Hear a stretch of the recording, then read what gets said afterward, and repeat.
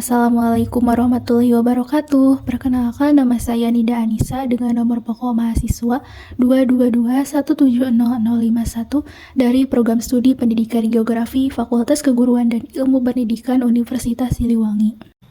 Pada kesempatan kali ini, kita akan membahas mengenai negara maju. Sebelumnya, apa sih negara maju itu? Negara maju merupakan negara yang memiliki tingkat perekonomian, ilmu pengetahuan, dan teknologi yang tinggi. Suatu negara dapat dikategorikan menjadi negara maju apabila memenuhi ciri-ciri dan indikator-indikator seperti indikator kuantitatif dan kualitatif yang harus dipenuhi. Di belahan dunia ini terdapat negara-negara yang dapat dikategorikan menjadi negara maju. Salah satunya yaitu negara-negara yang berada di benua Eropa, tepatnya Eropa Tengah. Eropa Tengah sendiri terletak di antara Eropa Barat dan Eropa Timur, atau juga disebut dengan Sentral Eropa. Di sana terdapat beberapa negara yang dapat dikategorikan menjadi negara maju. Untuk lebih jelasnya, kita akan membahas negara-negara tersebut pada slide berikutnya.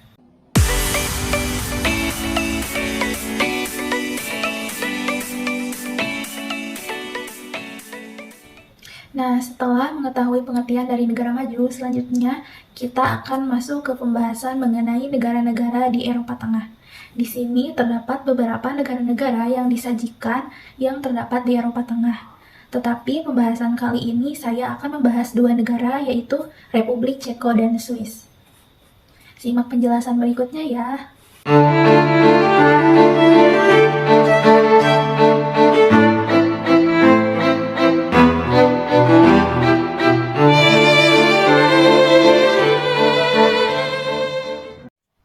Untuk negara yang pertama yaitu Republik Ceko.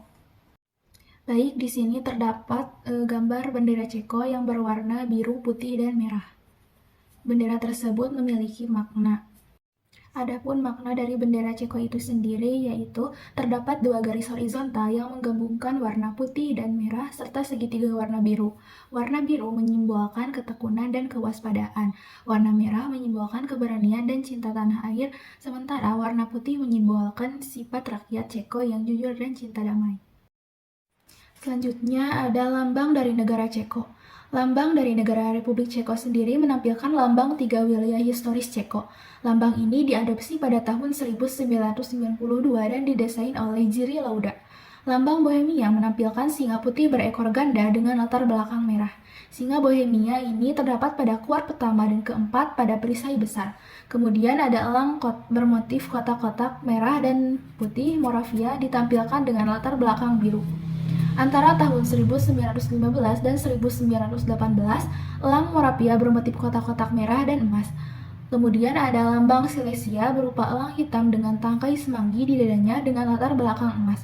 Meskipun hanya sebagian Silesia yang menjadi milik Ceko, sebagian besar Silesia terletak di Polandia. Kemudian juga ada semboyan dari negara Ceko sendiri yaitu Pravda Vitezi yang artinya kebenaran menang. Nah, di sini terdapat peta dari Republik Ceko, yaitu terdapat wilayah-wilayah penting yang tadi disebutkan, yaitu Bohemia, Moravia, dan Silesia. Oke, selanjutnya masuk ke sejarah terbentuknya negara Republik Ceko. Sejarah terbentuknya negara Republik Ceko berawal dari berakhirnya Perang Dunia I. Ceko dan Slovakia dari bekas Kaisaran Austro-Hungaria bergabung untuk membentuk Cekoslovakia, sebuah negara demokrasi parlementer. Selama bertahun-tahun antar perang, setelah menolak sistem federal, para pemimpin negara baru yang didominasi Ceko seringkali disibukkan dengan memenuhi tuntutan yang semakin keras dari etnis minoritas lain di republik ini, terutama Slovakia, Sudeten Jerman, dan Ruthenian atau Ukraina. Menjelang Perang Dunia II, Nazi Jerman menduduki wilayah yang sekarang terdiri dari Ceko dan Slovakia menjadi negara merdeka yang bersekutu dengan Jerman. Setelah perang, Cekoslovakia yang bersatu kembali, namun terpotong atau dikurangi oleh Ruthenia, jatuh ke dalam lingkup pengaruh Soviet ketika Partai Komunis Soviet melancarkan kudeta pada bulan Februari 1948. Pada tahun 1968, invasi oleh sesama pasukan Pakta Warsawa mengakhiri upaya negara tersebut. Para pemimpin untuk meliberalisasi pemerintahan komunis dan menciptakan sosialisme berwajah manusiawi yang mengantarkan pada periode penindasan yang dikenal dengan normalisasi. Revolusi Beludru yang damai berhasil menggulingkan Partai Komunis dari kekuasaannya pada akhir tahun 1989 dan meresmikan kembali pemerintahan demokratis dan ekonomi pasar. Pada tanggal 1 Januari 1993, negara ini menjalani perceraian Beludru tanpa kekerasan terhadap dua komponen nasionalnya, Republik Ceko dan Slovakia. Nah, sekarang kita masuk ke kondisi geografis Republik Ceko. Republik Ceko ini beribu kota di Praha. Secara astronomis, negara Ceko terletak pada 48 derajat lintang utara sampai 51 derajat lintang utara dan 12 derajat bujur timur sampai 19 derajat bujur timur dengan luas 78.867 km persegi, serta memiliki batas daratan sebesar 2.046 km dengan negara-negara berikut. Di bagian utara ada Polandia, yaitu 699 km. Di bagian barat ada Jerman dengan 704 km. Di bagian timur ada Slovakia dengan 241 km. Dan di sebelah selatan ada Austria, yaitu 402 km. Lalu bagaimana sih kondisi topografi dari negara Republik Ceko? Ceko tidak memiliki pantai karena wilayahnya terkurung daratan atau landlocked dan memiliki relief yang beragam. Bohemia di bagian barat terdiri dari dataran berbukit, perbukitan, dan dataran tinggi yang dikelilingi pegunungan rendah. Di Moravia di sebelah timur terdiri dari daratan yang sangat berbukit. Ketinggian rata-rata yaitu 433 meter dengan titik tertinggi berada di puncak Gunung Snizka dengan ketinggian 1602 meter atau setara dengan 5255 kaki, dan titik terendah yaitu ada di Sungai Labe atau Elbe yaitu 115 meter dengan daerah aliran sungai utama atau drainase di Samudra Atlantik.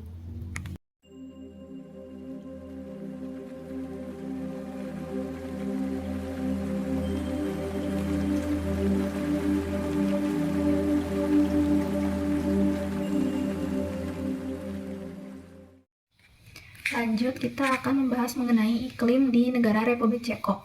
Iklim dari Republik Ceko pada dasarnya sedang, tetapi dipengaruhi oleh kondisi cuaca maritim sampai batas tertentu. Suhu rata-rata tahunan berfluktuasi sehubungan dengan faktor geografis antara 1,1 dan 9,7 derajat Celcius. Curah hujan, hujan atau salju cukup sering terjadi, namun tidak melimpah di sebagian besar wilayah negara ini, yaitu sekitar 400 atau 500 mm, atau setara dengan 15-20 inci per tahun.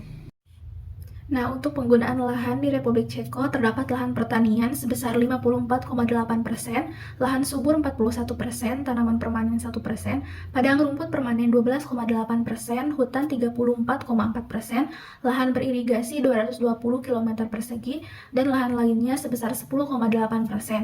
Sedangkan untuk sumber daya alamnya di sana terdapat batu bara, kaolin, tanah liat, grafit, kayu, dan tanah yang subur. Untuk flora dan fauna, World Wide Fund for Nature membagi Republik Ceko menjadi 4 ekoregion. Yang pertama, hutan konifer Pegunungan Karpatia. Pegunungan Karpatia membentang dari perbatasan barat Republik Ceko sampai ke gerbang besi Sungai Danube. Hutan menyediakan habitat bagi populasi besar beruang coklat, lynx, dan serigala, dan juga merupakan rumah terakhir bagi kucing liar dan sarang elang emas. Yang kedua, hutan campuran Eropa Tengah. Hutan campuran Eropa Tengah adalah ekosistem hutan campuran berdaun lebar dan hutan jenis konifera. Terdapat banyak tumbuhan boreal, termasuk cloudberry, pohon birch, kerdil, pinus, cemara, dan spesies tumbuhan Thermophilus. Untuk fauna terdapat kelinci, elang ekor putih, elang tut, bison, lynx, belibis hitam, kucing kolam, dan kucing kutub, serta stepa. Yang ketiga ada hutan campuran Pannonia. Hutan campuran Pannonia termasuk dalam bioma hutan campuran dan berdaun lebar beriklim sedang. Beberapa pohon yang dominan antara lain Turkey oak, Cecil oak, dan Pedunculate oak. Untuk fauna, terdapat serigala, kelinci Eropa, Charpelai Eropa, dan reptil seperti Balkan Wall Lizard dan Orsini Viver. Yang keempat, hutan berdaun lebar Eropa Barat. Hutan berdaun lebar di Eropa Barat termasuk dalam bioma hutan berdaun lebar beriklim sedang dan hutan campuran. Ekoregion ini mendukung berbagai macam hewan, terutama spesies burung dan beberapa mamalia. Selanjutnya kita akan membahas mengenai kondisi sosial dari negara Ceko.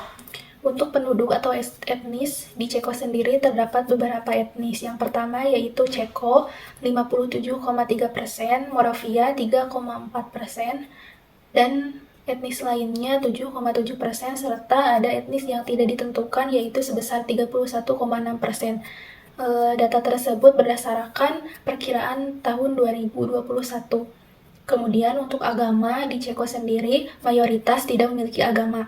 Namun di sana terdapat masyarakat yang beragama Katolik Roma sebanyak 7%, penganut lain yang bergabung dalam gereja atau komunitas keagamaan 6%, dan penganut yang tidak terafiliasi dengan komunitas keagamaan 9,1%, tidak ada 47,8%, dan tidak disebutkan sebanyak 40,1%. Kemudian juga ada bahasa di Ceko sendiri terdapat bahasa Ceko yaitu bahasa resmi sebanyak 88,4%, bahasa Slovakia 1,5%, lainnya 2,6%, dan tidak disebutkan sebanyak 7,2%. Nah, untuk ekonomi tercatat pendapatan domestik bruto Republik Ceko pada tahun 2022 menyentuh angka 49.957 US dollar per kapita atau setara dengan 739,36 juta per kapita. Kursnya yaitu 14.800 rupiah. Adapun besaran total PDB-nya mencapai 534,55 juta atau setara dengan 7.904 triliun rupiah. Persentase pertumbuhan PDB secara tahunan pada tahun 2022 Republik Ceko sebesar 2,4%. Angka perdagangan produk dan jasa di Republik Ceko pada tahun 2022 kemarin mencapai 74,8% dari PDB. Angka inflasi di negara tersebut secara tahunan mencapai 15,1% pada tahun 2022. Dan di sisi lain, tercatat total pengangguran berdasarkan estimasi ILO atau International Labour Organization pada tahun 2022 mencapai 2,4% dari total populasinya pada tahun 2022. Selanjutnya, untuk budaya, perlu kita ketahui bahwa negara Republik Ceko ini dijuluki sebagai negeri 1000 kastil. Negara ini memiliki kota dan desa bersejarah. Lebih dari 1.500 kastil bekas peninggalan Kekaisaran Romawi dan 14 situs warisan yang dilindungi oleh UNESCO, termasuk kastil dan puri dongeng. Di sini terdapat contoh salah satu kastil yang ada di Republik Ceko. Kastil ini merupakan Kastil Bouzov yang dibangun pada abad ke-14. Selanjutnya kita masuk ke analisis indikator negara maju. Yang pertama ada indikator kuantitatif, ada jumlah penduduk. Berdasarkan data yang diperoleh dari The World Factbook pada tahun 2023, diperkirakan jumlah populasi penduduk di negara Ceko yaitu 10.706.224 jiwa dengan peringkat ke-87 di dunia. Nah, di sini disajikan piramida penduduk. Bentuknya piramida penduduk konstruktif. Untuk struktur usia yaitu 0 sampai 14 tahun sebanyak 14,68%, 15 sampai 64 tahun 64,18%, dan 65 tahun ke atas yaitu 21,13%. Dan ini merupakan perkiraan pada tahun 2023. Kemudian ada tingkat pertumbuhan penduduk. Untuk tingkat pertumbuhan penduduk di Republik Ceko yaitu sebesar 0,3% pada tahun 2018. Sedangkan pada tahun 2023 pertumbuhan penduduk di Republik Ceko yaitu 0,1 dengan peringkat ke-188 setelah negara Makedonia Utara. Hal ini menunjukkan bahwa tingkat pertumbuhan penduduk mengalami penurunan sebesar 2%, sehingga memenuhi indikator sebagai negara maju, yaitu 0,1%. Kemudian untuk kepadatan penduduk di Republik Ceko sendiri yaitu sebesar 177,6 orang per kilometer persegi dari luas wilayah, berdasarkan sumber pada tahun 2018. Kemudian untuk tingkat kematian di Republik Ceko mencapai angka 10,5 per 1.000 orang pada tahun 2017. Nah, untuk angka kematian bayi secara keseluruhan mencapai 2,6 kematian per 1.000 kelahiran hidup pada tahun 2022. Sehingga angka tersebut memenuhi indikator sebagai negara maju yaitu kurang dari 6. Selanjutnya, untuk angka kelahiran di Republik Ceko sendiri mencapai 10,2 kelahiran per 1.000 penduduk pada tahun 2023 dengan peringkat ke-185. Angka tersebut termasuk ke dalam indikator negara maju, yaitu kurang dari 11. Untuk angka beban tanggungan hidup dapat diukur dari rasio ketergantungan. Untuk rasio ketergantungan total mencapai 57,4%, rasio ketergantungan kaum muda 25,2%, rasio ketergantungan lansia 32,2%, dan rasio dukungan potensial 3,1%. Ini merupakan perkiraan pada tahun 2021. Selanjutnya ada angka harapan hidup. Angka harapan hidup di Republik Ceko yaitu 79,48 pada tahun 2017. Angka ini dikategorikan menjadi negara maju karena melebihi indikator yang telah ditentukan, yaitu lebih dari 77 tahun. Selanjutnya ada nilai indeks pembangunan manusia. Di Republik Ceko sendiri berada pada ranking ke-32 di dunia, karena mencapai 0,889 pada tahun 2021. Angka ini termasuk ke dalam klasifikasi yang sangat tinggi dan melebihi nilai indeks pembangunan manusia negara maju pada umumnya, yaitu lebih dari 0,8. Kemudian juga ada indeks pembangunan gender di Republik Ceko sendiri mencapai angka 0,930 pada tahun 2018. Selanjutnya, untuk pendapatan per kapita di Republik Ceko sendiri pada tahun 2022 mencapai 49.957 US dollar atau setara dengan 739,36 juta per kapita. Angka tersebut bisa dikategorikan ke dalam indikator negara maju, yaitu 27.790. Nah, untuk indeks pembangunan manusia yang disesuaikan dengan ketimpangan yaitu sebesar 0,824 pada tahun 2017. Dan untuk indeks ketimpangan gender mencapai 0,514 pada tahun 2021. Selanjutnya kita masuk ke indikator kualitatif. Yang pertama ada etos kerja. Masyarakat negara Ceko memiliki beragam etos kerja yang tercermin dalam budaya dan kehidupan sehari-hari mereka. Hal ini diimplementasikan dalam kerjasama internasional. Inovasi teknologi juga menjadi bagian dari etos kerja masyarakat Ceko dan keseimbangan hidup. Nilai-nilai keseimbangan hidup diantaranya kebenaran dan kejujuran. Negara-negara dengan tingkat kebahagiaan yang tinggi seperti yang terdapat dalam World Happiness Report seringkali memiliki etos kerja yang mementingkan keseimbangan hidup. Nilai-nilai keseimbangan hidup sebagai bagian dari etos kerja mereka. Selanjutnya ada tingkat pendidikan. Untuk sistem pendidikan di negara Ceko sendiri ada prasekolah, sekolah dasar atau dasar, sekolah menengah atas, dan universitas. Struktur pendidikan ini disesuaikan dengan standar klasifikasi standar internasional pendidikan yang disetujui oleh UNESCO. Pendidikan umum di Republik Ceko gratis.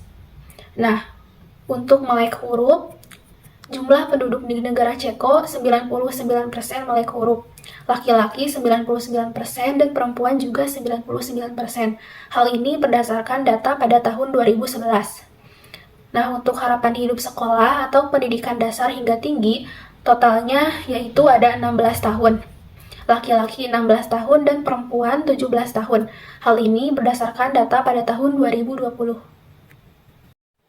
Kemudian ada mata pencaharian.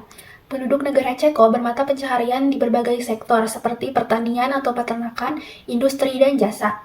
Untuk hasil pertanian diantaranya ada gandum, gulai, bit, susu, barley, rapeseed, kentang, jagung, daging babi, triticale, unggas. Sedangkan dalam sektor industri yaitu kendaraan bermotor, metalurgi, mesin dan peralatan, kaca, serta persenjataan.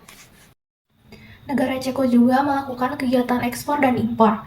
Adapun komoditas yang diimpor diantaranya mobil dan suku cadang kendaraan, komputer, peralatan penyiaran, mesin dan suku cadang kantor, kabel terisolasi dan dari negara Jerman 27%, Tiongkok 12%, Polandia 9%, Slovakia 5%.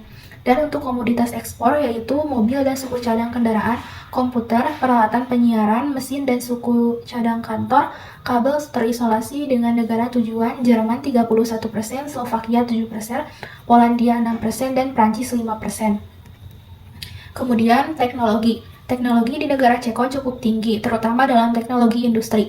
Industri utama di Republik Ceko terdiri dari teknik teknologi tinggi, elektronik, dan pembuatan mesin, produksi baja dan peralatan transportasi seperti otomotif, kereta api, dan ruang angkasa.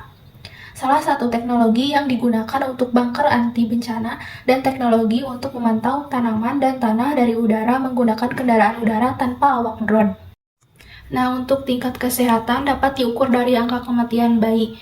Totalnya ada 2,6 kematian per 1000 kelahiran hidup. Ini merupakan perkiraan pada tahun 2023. Laki-laki sebanyak 2,8 kematian per 1000 kelahiran hidup, perempuan 2,5 kematian per 1000 kelahiran hidup. Peringkat perbandingan totalnya yaitu ke-214.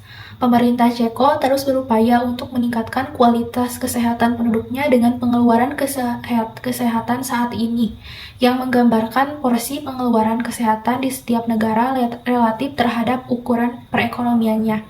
Untuk pengeluaran kesehatan saat ini yaitu sebesar 9,2% dari PDB pada tahun 2020. Selanjutnya ada kesadaran hukum. Kesadaran hukum juga dapat diukur dari tingkat kriminalitas. Di sini disediakan tabel angka kriminalitas dari tahun ke tahun yang ada di negara Republik Ceko. Negara Ceko memiliki tingkat kriminalitas yang tergolong tinggi pada tahun 1994. Tindakan kriminalitas tersebut yang paling sering terjadi di Ceko adalah perdagangan manusia, pembunuhan, dan sebagainya. Namun beberapa tahun terakhir mengalami penurunan yang cukup signifikan.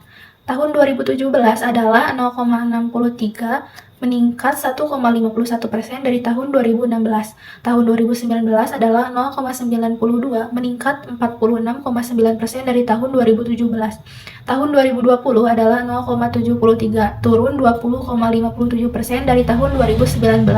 Dan tahun 2021 adalah 0,45, turun 38,84% dari tahun 2020.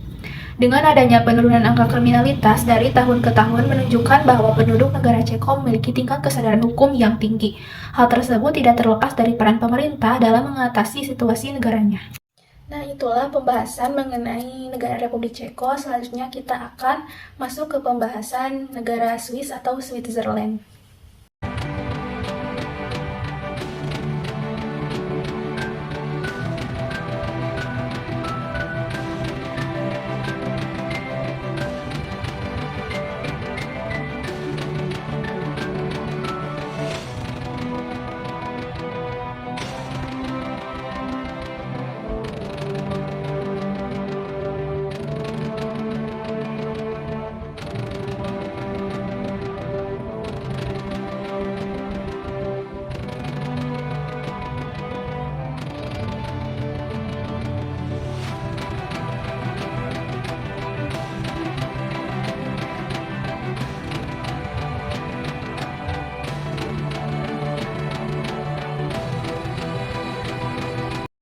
Next, kita masuk ke profil negara Swiss.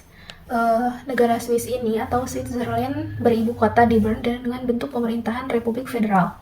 Di sini ada gambar bendera dari negara Swiss.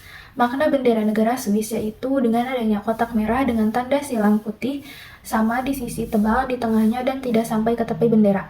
Berbagai legenda abad pertengahan dimaksudkan untuk menggambarkan asal-usul bendera. Sejak abad ke-14, salib putih dengan latar belakang merah telah menjadi lambang tentara Swiss. Ketika Konstitusi Federal Swiss diadopsi pada tahun 1848, salib putih di kotak merah menjadi bendera nasional resmi negara tersebut. Bentuknya yang persegi membedakan dengan bendera lainnya. Bentuk persegi muncul karena lambang militer pada saat itu berbentuk persegi.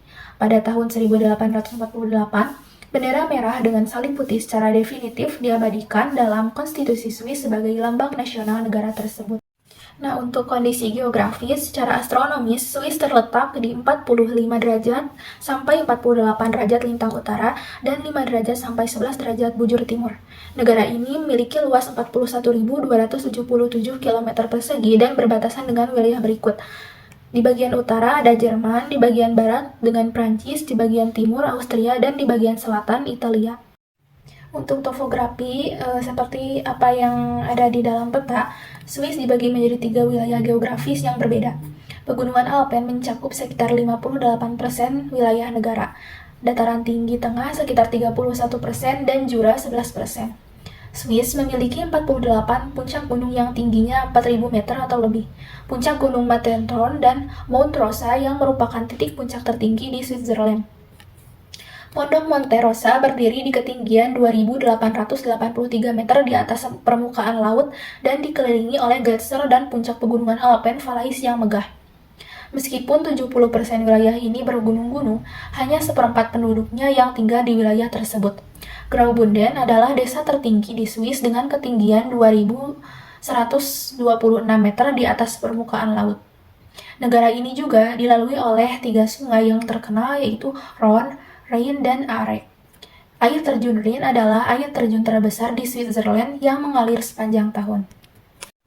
Nah, untuk iklim di Swiss sangat dipengaruhi oleh pegunungan Alpen dan kedekatannya dengan Samudra Atlantik. Sisi selatan pegunungan Alpen sebagian besar dipengaruhi oleh Laut Mediterania. Swiss memiliki 4 musim yang berbeda. Suhu rata-rata di Swiss pada tahun 1991 sampai 2020 adalah 5,8 derajat Celcius. Untuk rata-rata tahunan di dataran rendah Swiss adalah 8 sampai 12 derajat Celcius. Wilayah ini biasanya memiliki curah hujan tahunan sekitar 2000 mm.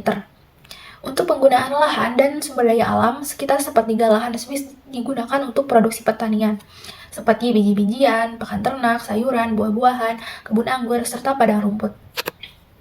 Nah, sekitar 2/3 dari seluruh pertanian menggabungkan budidaya rumput dan biji-bijian, dan budidaya biji-bijian ini memenuhi hampir 4/5 permintaan domestik.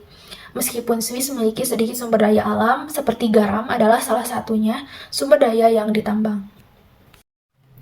Untuk flora di Swiss, hutan menutupi sekitar 28% wilayah Swiss dan lebih dari 70% wilayah negaranya merupakan pegunungan. Setiap bagian Swiss yang relatif datar ditutupi hutan. Sebagian besar terdiri dari pohon ek dan beech, serta pohon kastanya di lereng selatan pegunungan Alpen Swiss. Di pegunungan yang lebih tinggi, pohon jenis konifera seperti pinus dan cemara mendominasi. Dataran tinggi ditutupi oleh hamparan rumput dan bunga. Selain spesies krokus, bakung, dan kamomil yang tersebar luas, terdapat tanaman edelweiss, rhododendron, roquefort, dan gentiana yang langka.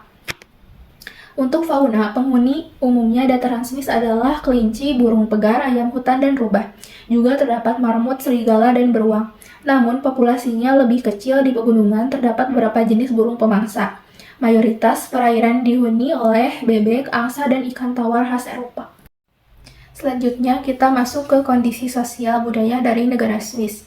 Untuk penduduk atau etnis di Swiss, terdapat beberapa etnis. Yang pertama ada Swiss sekitar 69,2%, Prancis 2,1%, Jerman 4,2%, Kosovo 1,1%, Italia 3,2%, Turki 1%, Portugis 2,5%, lainnya 16,7%. Ini merupakan perkiraan pada tahun 2020. Untuk agama, terdapat beberapa agama. Yang pertama yaitu Katolik Roma 34,4%, Protestan 22,5%, Kristen lainnya 5,7%, Muslim 5,4%, lainnya 1,5%, tidak ada 29,4%, dan tidak ditentukan sebanyak 1,1%. Selanjutnya untuk bahasa, Swiss ini memiliki banyak bahasa. Yang pertama terdapat bahasa Jerman sekitar 62,1%, Prancis 22,8%, Italia 8%, Inggris 5,7%, Portugis 3,5%, Albania 3,3%, Serbia, Kroasia 2,3%, Spanyol 2,3%, Romans 0,5%, dan lainnya 7,9%. Lanjut ke budaya. Untuk budaya di Swiss terdapat arsitektur, sastra, ukiran kayu bronze, lukisan, keramik Bernese, kerajinan tangan yang terkenal seperti pembuatan selai. Untuk tradisi makanan yang populer seperti cheese fondue, raclette, Iplermagronin, dan rustic. Sedangkan untuk tradisi musik rakyat seperti yodeling, musik Alphorn, dan musik Ländler. Selanjutnya, untuk kondisi ekonomi, Swiss adalah salah satu dari 10 negara dengan perekonomian teratas berdasarkan peringkat PDB per kapita, yaitu sebesar 92.000 US dollar pada tahun 2022. Sekitar 74% PDB Swiss dihasilkan oleh sektor jasa dan 25% oleh industri. Sektor pertanian memberikan kontribusi kurang dari 1%. Oke, sekarang kita masuk ke analisis indikator, ada kuantitatif dan kualitatif. Yang pertama ada indikator kuantitatif. Ada jumlah penduduk di Swiss pada tahun 2023, penduduknya sebanyak 8.563.750 juta jiwa. Ini berdasarkan data dari The World Facebook pada tahun 2023 dengan peringkat ke-102. Sedangkan untuk kepadatan penduduk pada tahun 2018, kepadatan penduduk di Swiss mencapai 215,52 orang per kilometer persegi dari luas wilayah. Kemudian ada tingkat pertumbuhan penduduk di Swiss yang mencapai 0,78%. Angka tersebut memenuhi indikator sebagai negara maju yaitu 0,1% dengan rata-rata dunia 1,2%. Untuk angka kelahiran di Swiss pada tahun 2023 yaitu 10,2% kelahiran per 1000 penduduk dengan menempati peringkat ke-185 di dunia. Hal ini menunjukkan bahwa Swiss memenuhi indikator negara maju yaitu kurang dari 11. Sedangkan untuk angka kematian sebesar 12,3 kematian per 1000 penduduk yang merupakan perkiraan pada tahun 2023 dan peringkat perbandingan ke-15. Untuk angka kematian bayi di Swiss sebesar 3% kematian per 1000 kelahiran hidup pada tahun 2023. Angka tersebut menunjukkan bahwa Swiss memenuhi indikator sebagai negara maju yaitu kurang dari 6% kematian. Untuk pendapatan per kapita, PNB per kapita di Swiss mencapai 69.000 US dollar. Pendapatan per kapita sebanyak 39.697 US dollar per tahun. Angka tersebut memenuhi indikator sebagai negara maju yaitu 27.790 US dollar. Untuk beban tanggungan hidup bisa diukur dari rasio ketergantungan.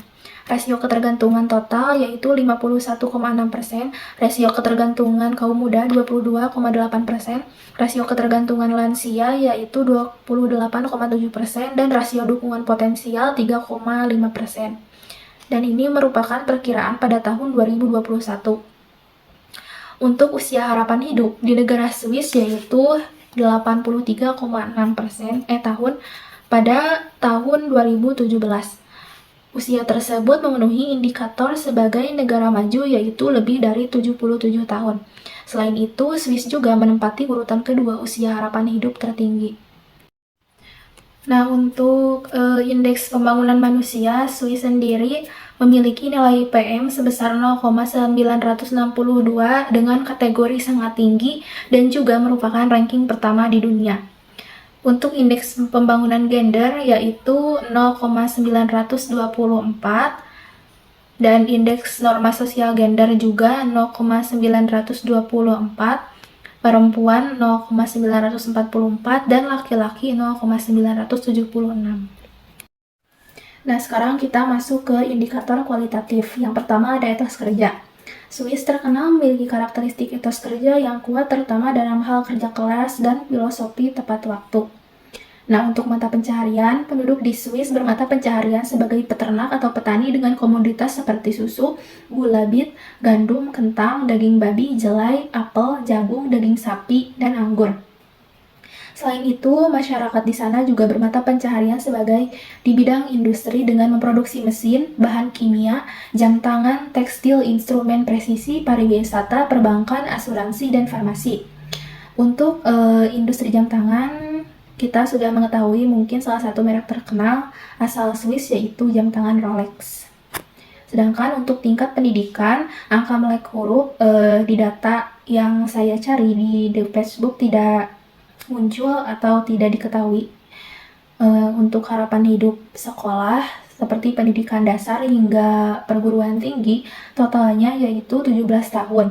Untuk laki-laki 17 tahun dan untuk perempuan juga 17 tahun. Ini berdasarkan data pada tahun 2020. Nah, untuk teknologi, menurut Global Innovation Index pada tahun 2021, Swiss menduduki peringkat pertama dalam pilar keluaran pengetahuan dan teknologi, serta posisi kedua dalam pilar keluaran kreatif dan infrastruktur.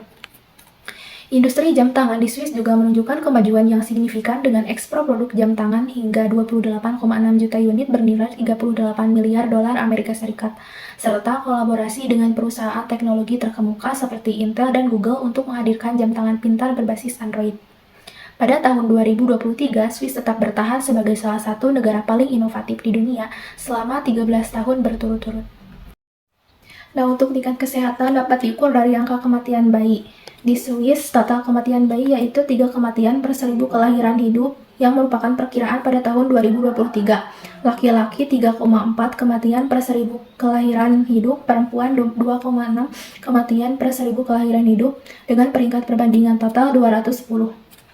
Untuk pengeluaran kesehatan saat ini yaitu 11,8% yang diambil dari PDB pada tahun 2020. Nah, untuk tingkat kesadaran hukum di negara Swiss tercermin dalam ketaatan masyarakat terhadap hukum dan peraturan yang berlaku serta dalam upaya membangun kesadaran hukum sejak dini agar masyarakat menjadi lebih beradab dan taat hukum. Selain itu, di Swiss dikenal sebagai negara netral, terpercaya, nasionalis, memiliki integritas, sangat menghargai perbedaan agama dan etnis, serta memprioritaskan pendidikan bagi warga negaranya. Nah, untuk tingkat kesadaran hukum juga dapat dilihat dari angka kriminalitas yang disediakan pada tabel di atas. Nah, Swiss sendiri memiliki angka kriminalitas yaitu 0,59 pada tahun 2018, meningkat 10,29% dari tahun 2017. Tahun 2019 adalah 0,54, turun 8,65% dari tahun 2018, dan tahun 2020 adalah 0,54%, meningkat 1,44% dari tahun 2019, dan tahun 2021 adalah 0,48%, turun 11,19% dari tahun 2020.